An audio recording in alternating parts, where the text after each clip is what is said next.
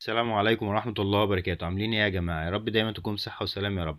الفيديو بتاعنا النهاردة هنتكلم فيه عن بعض الريالات التذكارية القديمة والمليمات التذكارية القديمة اللي هي قد تكون مع بعض الناس ومش عارفة قيمتها الحقيقية، وان هم ماسكين فلوس في ايديهم كتير جدا، والناس مطلوبة بره. الناس الاجانب بيطلبوا العملات دي بالذات على المواقع اللي زي الاي باي، وبيحصل عليها مزايدات كبيرة جدا. فخلونا قبل ما نبدأ زي ما احنا متعودين نصلي على سيدنا النبي محمد عليه افضل الصلاة والسلام.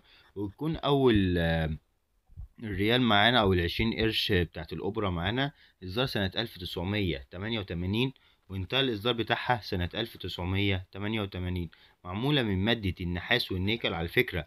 كل تصنيف العملات ديت عملات تذكارية متداولة، يعني نزلت السوق والناس باعت واشترت بيها، عشان تبقوا فاهمين مش إصدارات هواة. لا، دي عملات تذكارية متداولة زي الجنيه مثلا، عيد الشرطة، وجنيه موكب المومياوات اللي هو على عهدنا دلوقتي. تمام. المهم يعني إصدار سنة 1988، وانتهى الإصدار بتاعها سنة 1988. معمولة من مادة النحاس والنيكل بوزن 6 جرام، والقطر 27 ملي متر، والسماكة بتاعتها 1.4 ملي متر. كمية السك المعروفة للعملة ديت اللي هو الريال بتاع الأوبرا 250 ألف قطعة فقط لا غير. ولذلك أنا هتلاقي يعني ربع مليون قطعة، يعني من وسط 110 مليون مصري. يعني لو انت معاك العملة فانت حاجة نادرة جدا معاك على فكرة. بسعر الأنصر 1000 جنيه للقطعة الواحدة، بواقع 20 دولار.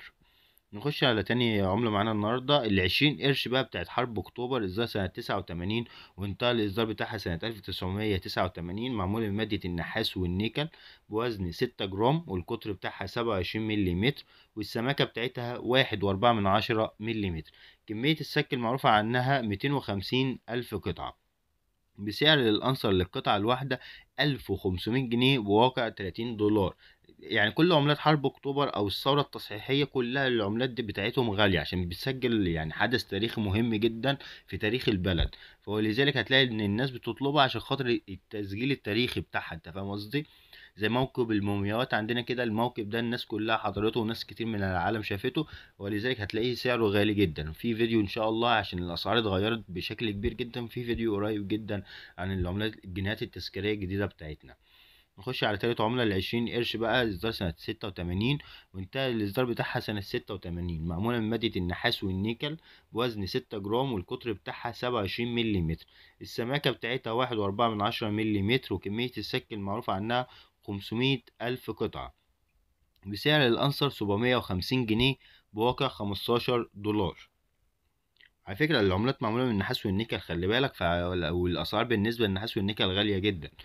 خش بقى على 20 قرش بتاعت عيد الشرطة، إصدار سنة 88، وانتهى إصدارها سنة 1988. معمولة من مادة النحاس والنيكل بوزن 6 جرام، والقطر 27 ملي متر، والسماكة بتاعتها 1.4 ملي متر. كمية السك المعروفة عنها 250 ألف قطعة فقط لا غير.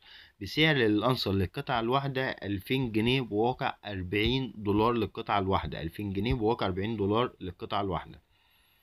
العشرين قرش بقى اللي بعد كده بتاعت البنك الاستثمار، إصدار سنة 87 1987، وانتهى الإصدار سنة 1987. معمولة من مادة النحاس والنيكل بوزن 6 جرام، والقطر بتاعها 27 ملي متر، والسماكة بتاعتها 1.4 ملي متر. كمية السك المعروف عنها 250 ألف قطعة فقط لا غير.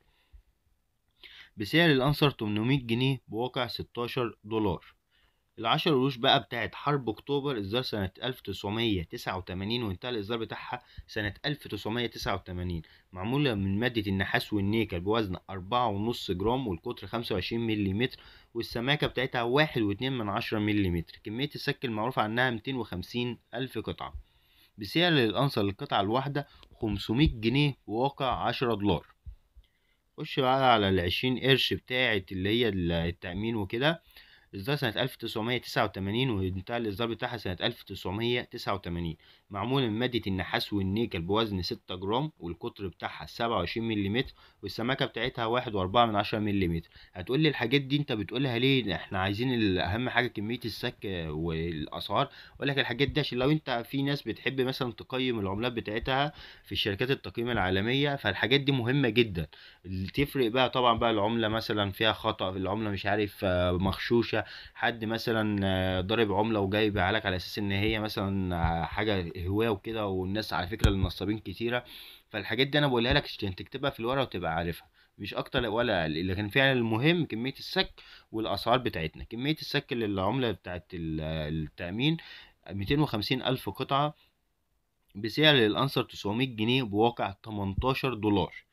خش بقى على العملة اللي بعد كده، العشر مليمات بتاعت الثورة التصحيحية، إصدار سنة 1980 وانتهى إصدارها سنة 1980، معمولة من مادة البرونز والألمونيوم، يعني الاتنين مع بعض، طبعا بنسب مختلفة. البرونز أكيد مليار في المية قليل عن الألمونيوم، تمام.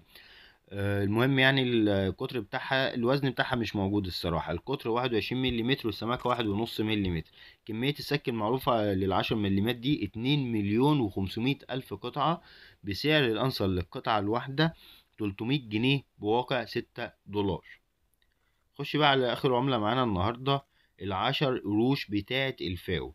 وفي إصدارات فاو كتيرة، فأنت بقى ركز في الصورة وتكتب بقى إيه العشر قروش ديت للفاو اللي هي بتاعة السمك، مثلا مسميها الفاو السمك يعني عشان أعلمها بس في وسط البتاع ده، البيانات اللي معايا الكتير اللي أنا بكتبها وكده، فأنا معلمها الصراحة 10 مليمات بتاعة السمك، قصدي 10 قروش السمك. إصدار سنة 1975 وانتهى الإصدار بتاعها سنة 1975، معمولة من مادة النحاس والنيكل، بوزن 6 جرام، والقطر بتاعها 27 مليمتر، والسماكة بتاعتها 1.4 مليمتر. على فكرة لو خدت بالك إن الأوزان والقطر والسماكة ديت للعشر قروش ديت عاملة زي ال20 قرش اللي فاتت، لكن ديت 10 قروش، لأن المفروض لما كل ما القيمة بتقل كل ما وزن العملة والسماكة والحاجات دي بتقل معاها، تمام. المهم يعني كمية السك 2 مليون قطعة فقط لا غير، بسعر الأنصر للقطعة الواحدة 400 جنيه بواقع 8 دولار. وبكده أكون خلصت الجزء الأولاني من الفيديو العملات التذكارية ديت، عشان خاطر أنا حابب أكمل في السلسلة ديت. وطبعا عشان خاطر أكمل في السلسلة دي محتاج دعمكم، يعني اللايك، ولو في حد مثلا يعمل شير وكده عنده على الجروبات بتاعت الواتساب أو الفيسبوك، عشان خاطر يعرف الناس التانية قرايبه وصحابه العملات ديت، لو معاهم يعرفوا إن هي ليها قيمة. ما يحاولوش ان هم مثلا يرموها، او ما يحاولوش ان هم ما يعرفوش يحتفظوا بيها بشكل كويس، ان هي ممكن العمله تبوظ منهم تبقى في حاله انصر او حاله جيده، اللي هو اتحولت لحاله ضيقه. والاماكن البيع، اماكن البيع يا جماعه، الناس اللي بتسالني دايما على اماكن البيع ومفيش ناس بتشتري، اماكن البيع انا بكتبها لك في الوصف. والناس اللي بتشتري انت انزل الاماكن ديت وبيع للناس، واتكلم مع الناس وقول لهم انا معايا العمله كذا والعمله كذا والاسعار كذا، وخد فكره من التاجر ده وخد فكره من التاجر ده. وانا والله يعني اللي انا قدرت اجيبه كاتبه لكم في الوصف، في وصف الفيديو ده. انت بتدوس على عنوان الفيديو هينزلك في الوصف تحت، هتلاقي اماكن البيع تحت في الوصف خالص، تمام. والسلام عليكم ورحمه الله وبركاته.